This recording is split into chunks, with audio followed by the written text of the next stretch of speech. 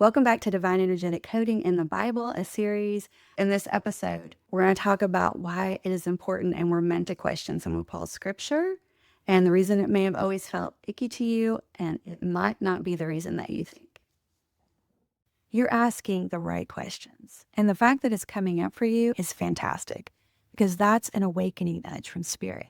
And you're right, the sum of Paul's scripture taken literally feels wrong.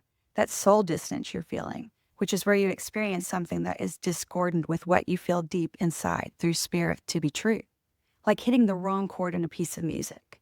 But you're still getting stuck at a point that keeps you from seeing the real truth and why Paul's writings have persevered.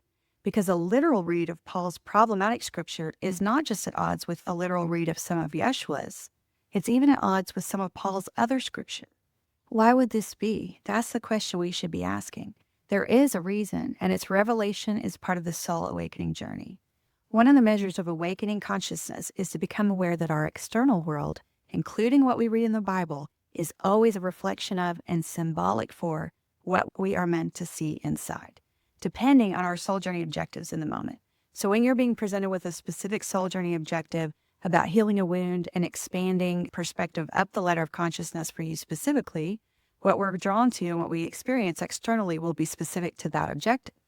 In this case, many of us are being triggered in the collective about this because it's time to finally see higher truth in the Bible that has been lost or veiled by our lower consciousness orientation, which is ruled by ego. Even the way we interpret scripture is a mirror of where we are in our energetic awakening. If we view our external experience, including our read of scripture, only through a literal physical worldview, including when we expand enough to consider context, but then read that back to literal interpretation, it is always a reflection of being stuck in lower consciousness. Because when you begin to get into higher consciousness by choosing to surrender with courage to allow for other deeper meaning to emerge, which is the threshold energy that the Bible refers to as faith, then you will come into energetic resonance with the higher truths that everything external is meant to reflect what we are meant to see and integrate within. And when you hear those truths from the energy of surrender, trust, and allowing, which are feminine, open, receiving energies, it will resonate with your soul.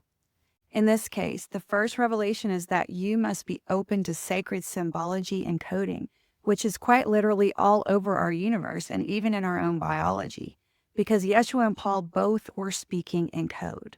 And when you truly see the code and its energetic and not literal meaning, you'll discover it not only follows the divine energetic design, but you no longer have to try to explain away, quote, inconsistencies through context and subjective interpretation, because inconsistencies dissolve. That is the energetic nature of higher truth. They converge for the good energetically. We'll be showing lots more about this, including what the coding and deeper meaning is and why Paul and Yeshua both use coding. But we'll also stay open to new revelation because the one constant in spirit is the divine intention for eternal expansion.